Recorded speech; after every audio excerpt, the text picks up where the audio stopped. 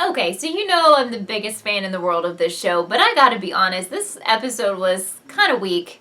It was pretty slow, and I was pretty bored for most of it. Thumbs up if you can agree. If you loved it, you can love it. Post down below if you loved it. But for me, I was kind of bored. It wasn't the worst episode in the world, but it was kind of boring. But thankfully, we know that every episode this season is going to have an amazing ending with a reveal in every ending. So we had that, and that was good, and that kind of saved the episode. So we start off from current times, I guess, and then we go back in the past, and then we end in current times. But you know what? It's actually not current times, because I zoomed in on that newspaper article from this week's episode, and it said 2015. So what the heck? They never told us it was last year. Well, maybe they did, but I had no idea that current times in the show was actually last year. It's so confusing. It was like September 2015. So anyway, so we see Annalise in jail because she got arrested for this person's death, I guess, the person under the sheet, and we see Oliver go back and plant that cell phone at the scene. So I guess it was a phone that she gave him to go clean and clear, and then he brought it back and dropped it at the scene.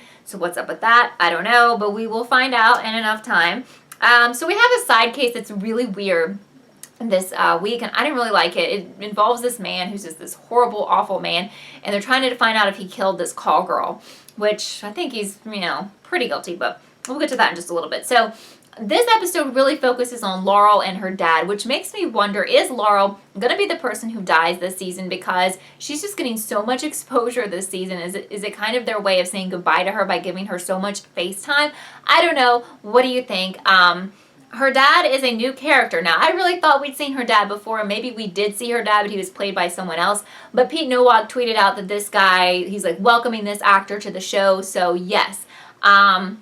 Now, her dad has the ability to, he's some kind of big time CEO, and he can find out info on people, and she goes to him to see if he can find out where Frank is, and actually he can, but we'll talk about that a little bit later. So I'd actually kind of forgotten all about Michaela's ex. Like, I didn't forget that storyline, her ex-fiance, but I did forget his name and like everything about him. So it turns out that I think Connor found that he has moved on. He's like engaged to someone else, and it's really weird because it's kind of funny because she's a lot like Mikayla. Like, she's pretty and she's successful and everything. And as much as Mikayla is over him, she really is kind of hurt by this news. And she's just, who wouldn't be? That's just real life, So we find out that this terrible guy in this side case, he actually admits to Bonnie and Annalise that he murdered this other girl who, I guess he gave her a ride or something, and she thought they were going to sleep together, or he thought that. And when he was kind of, talking to her about staying, she like freaked out, and she did insult him quite a lot. She went a little bit crazy, but then he went freaking crazy and hit her over the head with a baseball bat and immediately killed her. So that was awful. What was worse is that her mom, for I guess a couple of years at least, has been holding out hope, and she had a webpage. Like, every day she was posting, hoping that someone knew the whereabouts of her daughter, because she was just a missing persons case. And the sad thing is she had been dead for like all this time, and the mom didn't know. So Bonnie says, we need to go and tell the cops that this guy has confessed to this girl's murder. He even told them he had her in a freezer somewhere. And Annalise is like, you can't do that because he will come after you. This is just not going to work. But I really liked seeing that side, that ethical side of Bonnie, which we don't always see. But I think she was kind of more sad and more involved in this because she grew up with a father who was abusing her. And I guess she related to this. But props to Bonnie for being all like, let's do the right thing, So, all right, so it turns out we knew they were going to have like this gambling scene, like this Atlantic City scene. And Mikayla actually stole money from this client so that she could go gamble, because she was just, I don't know, she was being stupid, let's be real. And then, of course, I called it. I was like, during the live reaction show, I was like, she's going to lose it. It was like $20K. She lost it. She had to go pawn the engagement ring, and thankfully she was able to get the money and to repay it. That seemed like a bunch of freaking filler to me, but maybe it's going to have some significance down the road, because really nothing with this show is wasted. So I have hope. I do. We need to talk about Meggie. I don't think there's a single person who likes her, but if you do like her, you can let me know down below. I won't hate you. But anyway, she's super shady, and she was really shady in this episode. I just thought it was shady because last week they said she was a super innocent girl who had no enemies, basically, and that was a red flag for me. But in this episode, she was acting like the super jealous girlfriend. She didn't know why Wes was communicating with Laurel so much, and she was like looking at his license to find his birthday, and it was just all a little bit too weird, and she was a little bit too detective-y. So I'm pretty sure that she has another agenda, like I'm 100% sure. I don't know if she's tied to one of Annalise's old cases or somehow tied to his background or what her agenda is, but we will learn. But I would not be surprised if she tries to kill him, if he's the person who does indeed die, or if she's somehow involved in this house fire, or hey, just had this thought just now, is she the second body? Which we haven't gotten to that yet, but we will. Is she that other person who they're actually trying to kill? Thumbs up if you agree. So, Frank actually checked in with Laurel, and he let her know that Annalise was trying to hire someone to get him killed, which that was great information for her to know because she's definitely Team Frank, and she's not going to double cross him with Annalise and Bonnie, or well, Annalise at least. So I'm a little bit confused by the paperwork, and people tried to explain it to me in the live chat. She signed some type of paperwork with her dad so that her dad would help her find Frank. I'm not really sure what that paperwork was, and I really did pay attention. Sometimes people are like, you didn't pay attention. I did, but maybe I should have watched the episode like 3 or 4 times. I don't know. Whatever. So Nate helped set up a random dude who was already in prison, I guess, for the murder of this girl who had been missing, who the client actually killed.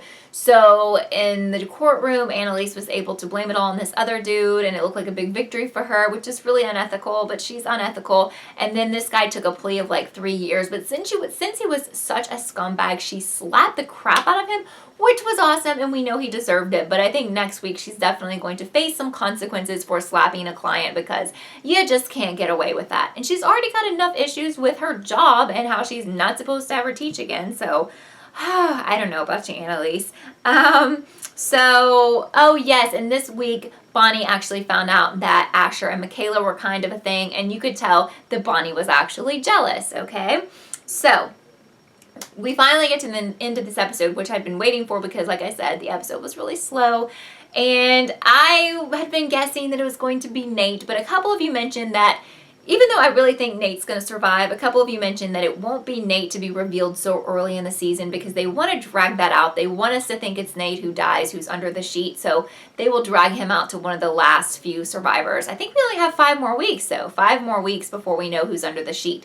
So, the survivor ends up being Bonnie, which I thought she would be a great candidate to be the dead person. So to me, that was pretty shocking. So I'm going to ask you again this week. Number 1, who do you think is under the sheet? Number 2, who is the person framing and, putting up the flyers about Annalise? And thank you for all of your responses last week. And now number 3, we have a third question because they also told us in this episode that the firemen found a person inside the burning house and they have a pulse. So who is this mystery second body who's actually alive and probably will survive? I think it's Meggie. That's going to be my guess. My person or who I guess who will die, I'm going to go with either Wes or Laurel at this point. And I also want you to tell me, hopefully this has not been too confusing, who do you think survives next week? For next week, I think it will be Asher. So who do you think survives next week? So again, the questions are, who survives next week? Who is putting up the flyers to frame Annalise? Who is under the sheet? And who is in the house but is still alive but is injured. So thank you so much for watching this episode. Remember, we have a lot of stuff going on with this show, and that's all down below. Live chats, live reaction shows, recap videos like this one. So if you are new here, please subscribe. Please thumbs up this video. I'm really close to 4K subscribers, and I would appreciate if you help me reach that goal if you haven't subscribed yet. I hope you have a wonderful weekend, and I will see you very soon. Bye, guys.